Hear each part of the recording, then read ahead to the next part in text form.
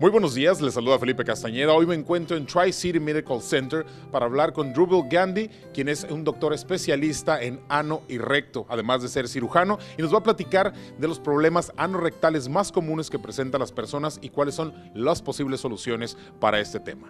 Usually when patients come to my office, they come with two main complaints. Either they see blood in their stools when they're moving their bowels, or they have an extreme amount of pain when they're moving their bowels. The blood I usually investigate, and most of the time it's due to hemorrhoids, which are cushions in your anus that over time can become enlarged. The pain can often be due to an anal fissure, which is basically a tear in the anal skin. Many times I don't have to do any surgery to fix people's hemorrhoids. Many times I can just teach them how to eat and take supplemental fiber, and that will get the bleeding and the hemorrhoid problems to stop.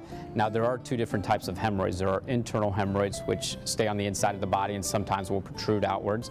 And there are external hemorrhoids, which our moms and sisters will complain about after delivering multiple children. They'll have that extra loose skin on the outside.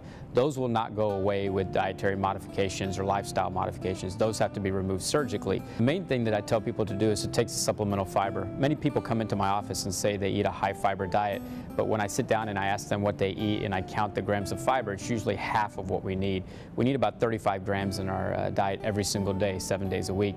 Most people with a high fiber diet will only get about 15 grams of fiber every single day. So I tell people, take a supplement such as Metamucil, Benefiber, Citrusol. It doesn't matter which one you use.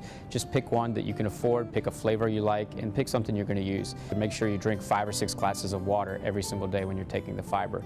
Excelente información, muchísimas gracias al Dr. Dhruvil Gandhi de Tri-City Medical Center, y para más información ahí tiene la página de internet y también los números telefónicos. Yo soy Felipe Castañeda, nos vemos a la próxima.